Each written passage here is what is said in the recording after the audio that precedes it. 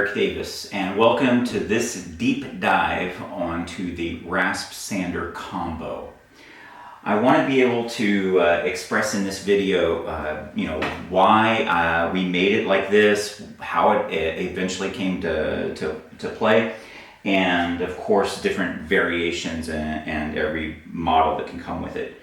So when I say the Rasp sander combo, I really mean the one where we have the S-tang on this opposing end so that I can use the damping handle and apply pressure and equalize. Okay, so we're going to first start with the grip 360 and just say that as you can see here, I'm in a fixed position just like anybody here. And in this case, this is the Rasp side, and of course I put adhesive hook on the other side in order to choose an appropriate sanding paper so that I can just come back and touch up with something a little bit later. And so what this would look like, the teeth on this particular one right now I'm pushing to get it into this. So I can, without the handle, I can just put my thumb here like you would on any rasp and make the attack run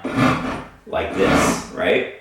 And then I can see that I've scuffed it up really good. I can just flip it over and knock it out with the sandpaper just to kind of see where I'm at with that, okay?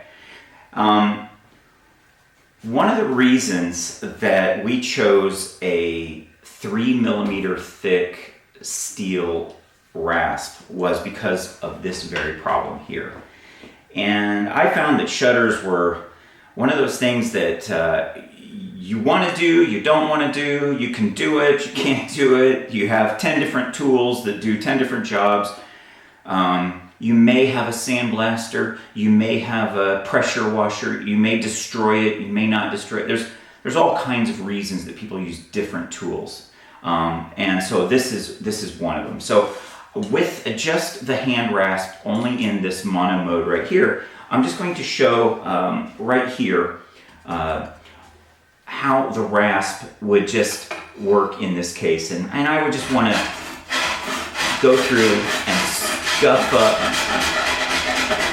the paint right here. Not to get it too far, but get it down to that point right there. I can see a little bit of paint. Brush that off, flip it over, and now I can just sand, kind of get back into it. And that is all within just a few seconds.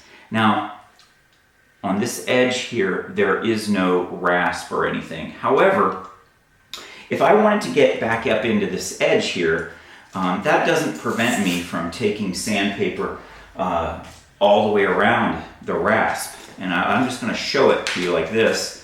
I use it halfway like this, and then I'll just wrap it all the way around.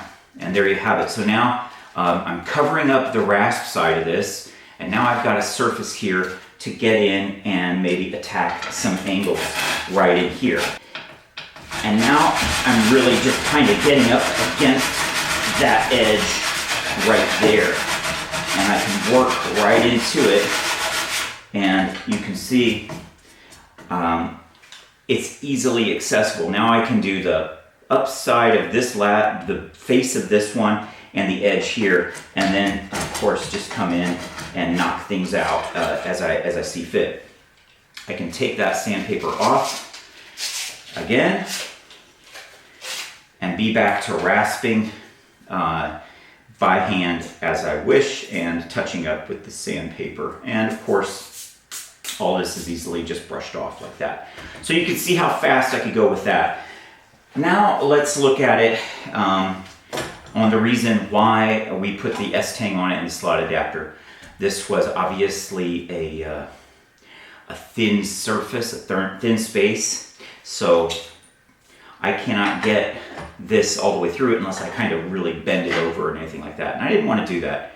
And I also wanted the S-tang to come in handy. So what I'm going to do is I'm just going to put it right back in the way it was. And I'm just going to shove the rasp this way. And again, intuitively, you take the S-tang and you put start backwards and you move it forward like that. And then you can grab another grip 360.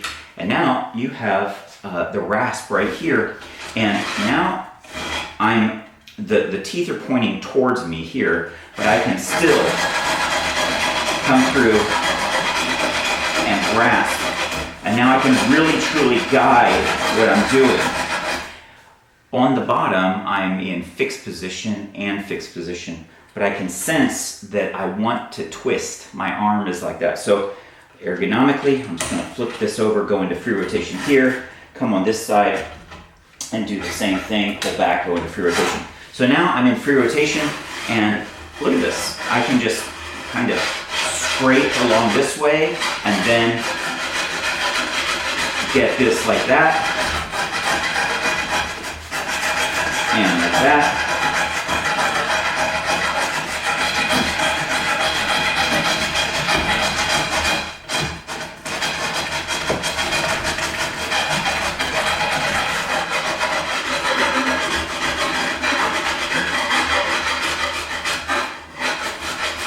And there you have it. And then I can just, if I'm in a spot where I don't want to work, I can just go straight back into doing it by hand, go into fixed position because I want the torque back on that. And don't forget, I'm going backward as the stroke. And there you have it. You can see that I fairly quickly got through that by hand. Now, I want to be able to show that we can, of course, switch this back up to power. And here we are. I'm going to put the, I'm not going to use the damping handle just yet, but I do want to show the versatility of doing something by hand and then how fast it can be done even in this. Now, in this case, I'm going to just go one back here to this one here. And I'm just going to make sure that, how I want to work is like this. I can see that I can come all the way back here, and there from my clamp I'm just going to get in, so I'll probably end up switching and coming like this. And in that case, I might switch and come back like that, or even in a 45. It all depends on how I feel. But at this point it seems like it's more like this. And don't forget, I can change the disposition of the rasp so that I can come at it even like that. So there's 6 different positions on that. So I think what I'll do is I'll just start here, and I'm gonna put this in high speed right up to max, okay? And I'm just gonna be careful. I already kind of know how I'm usually attacking this, so I'll just go at it.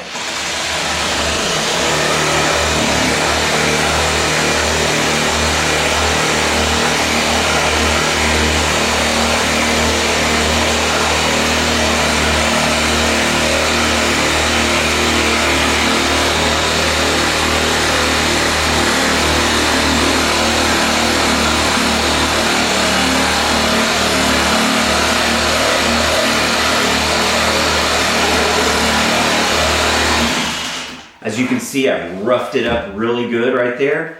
And there's my sandpaper, okay? So now I can switch this back, come right into this, and bring it into sanding mode, like this.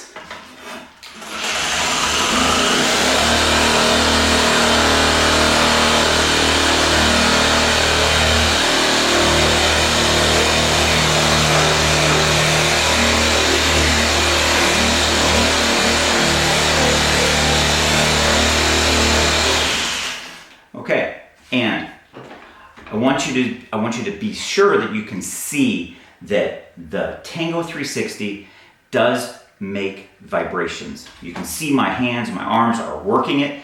I'm getting through it. The question you have to ask yourself is, are 1,000 strokes like this more damaging or more painful than a couple of minutes like this? You have to take pauses. You have to know when you're going to take a pause. You will definitely take a pause doing it manually, and you will also do it on a power tool. So now that you can see how quickly we can work it like that, let's see the difference when we add the damping handle to it. And I'm going to put it in free rotation, okay? So here, I'm going to come through and do this one. I think I'm going to show it to you this way instead. And that way you can see the damping handle in action. So you can see I just hold it like this. I can now put on the S-Tang like this. And again, the damping handle, we don't need the wheelbase because that is releasably coupled like that. And it can always be in fixed position because this handle always rotates. So now you can see that on this side and this side, now all those vibrations that I had from the power tool, and I'll flip it around and show, are going to be diminished because now I'm controlling this end. I'm actually guiding it, controlling it, and I'm helping equalize some of that. And I'll show it on this here in just a second as well. So here I am in free rotation mode, okay?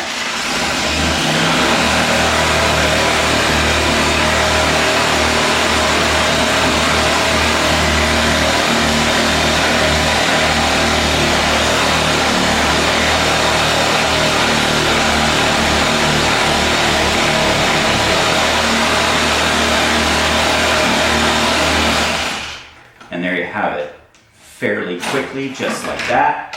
Flip it over, and you can see that we are easily being able to take care of that. You can see the handle is helping prevent some of those vibrations and everything. So here we have, just to flip it back over and put it into the sanding mode. Actually, I'll flip it around this way so that you can see it on this end here. And then I'll just come through here on this end here and put it in that. There we go. All right, and so in the same light, here we are. This is max speed, and I'm just sanding what I just did, okay?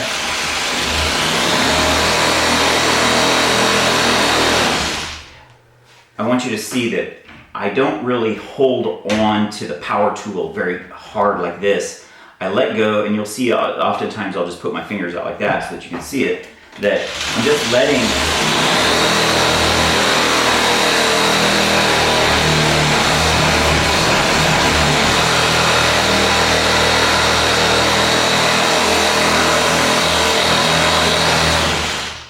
I'm just letting the tool do its job, okay? And then of course I'll bring it back down to 4 or something like this, and if it's a slower pull here.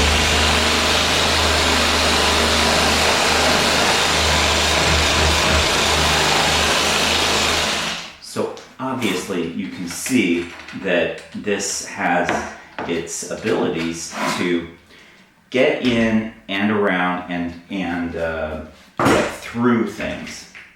Now let's just see a little bit more about the Rasp here on this end here.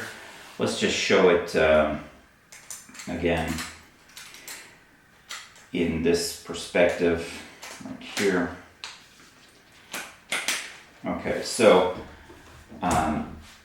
this will be the object here, and I'm in free rotation, so you can see I'm able to move around. And here I'm gonna, ramp it up to maybe 5 this time, maybe not full max, but.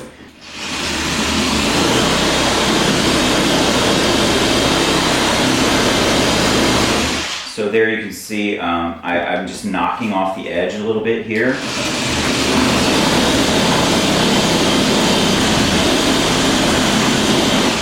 And now I can just flip it over and sand that same area.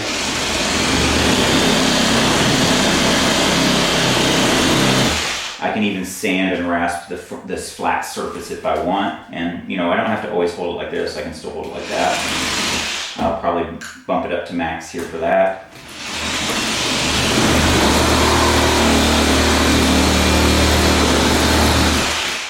You'll notice that I'm not wearing PPE. This is just a demonstration here, and I need to, of course, speak to you, so that's that. So you can see that I can still kind of get all the surfaces.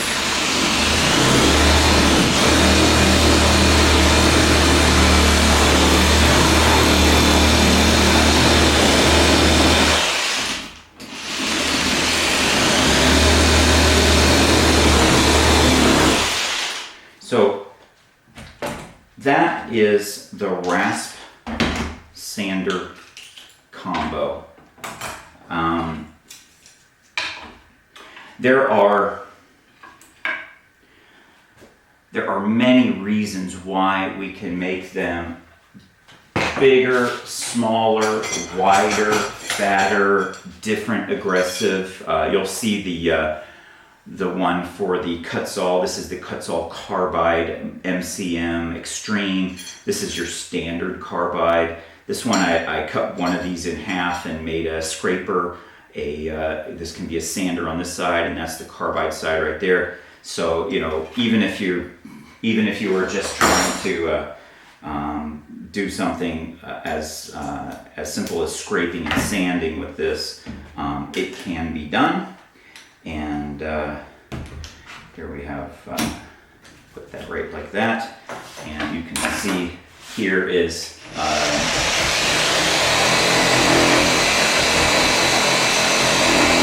can see how quick I can gouge that out if I wanted to, and of course the paint, and then I can flip it over here like this and gouge that out and flatten it out.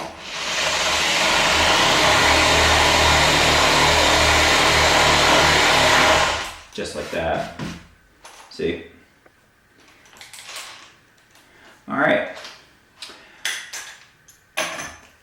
I hope that helps tell the story. I think it should.